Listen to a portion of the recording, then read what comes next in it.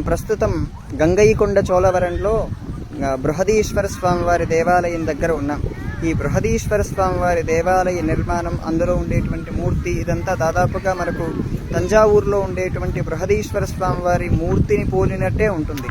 ఆ ఆలయాన్ని, ఈ ఆలయాన్ని పరిశీలించి చూస్తే ఒకే విధంగా ఉన్నట్టు కూడా ఉంటుంది. అక్కడ అమ్మవారి పేరు, ఇక్కడ స్వామివారి పేరు ఒకే విధంగా కూడా మనకు కనపడుతూ ఉంటుంది. ఆలయ నిర్మాణంలో వాళ్ళు చూపించినటువంటి అద్భుతాలు మాత్రం చాలా చాలా ఉన్నాయి.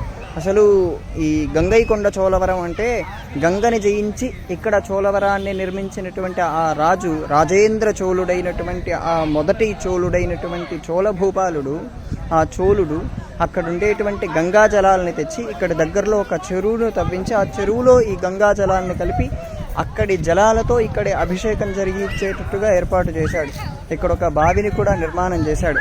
ఇలా మన భారతీయమైనటువంటి ఆలయాల్ని పరిశీలన చేసినప్పుడు మన ప్రకారంగా ప్రాచీన కాలంలో ఎలాంటి ఆలయాల్ని నిర్మాణం చేసేవారు, ఆ నిర్మాణాలు ఎన్నో విపత్తులు తట్టుకొని వచ్చినా సరే, ఎన్ని విపత్తులు వచ్చినా సరే తట్టుకునే విధంగా ఎలా నిర్మించగలిగారనేటువంటి విషయాలని ఇప్పటి పరిశోధకులు తప్పకుండా అధ్యయనం చేయవలసినటువంటి అంశం ఇది.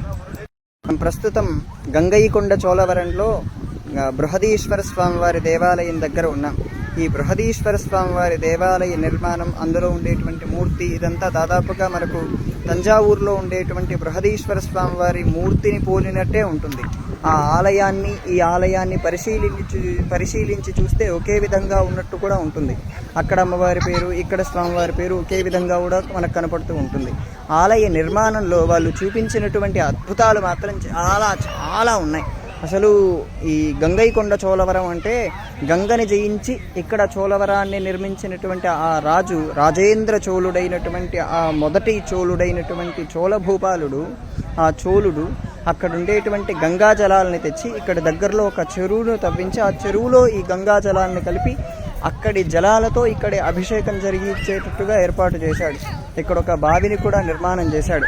ఇలా మన భారతీయమైనటువంటి ఆలయాల్ని పరిశీలన చేసినప్పుడు మన ప్రకారంగా ప్రాచీన కాలంలో ఎలాంటి ఆలయాల్ని నిర్మాణం చేసేవారు, ఆ నిర్మాణాలు ఎన్నో విపత్తులు తట్టుకొని వచ్చినా సరే, ఎన్ని విపత్తులు వచ్చినా సరే తట్టుకునే విధంగా ఎలా నిర్మించగలిగారనేటువంటి విషయాలని ఇప్పటి పరిశోధకులు తప్పకుండా అధ్యయనం చేయవలసినటువంటి అంశం ఇది.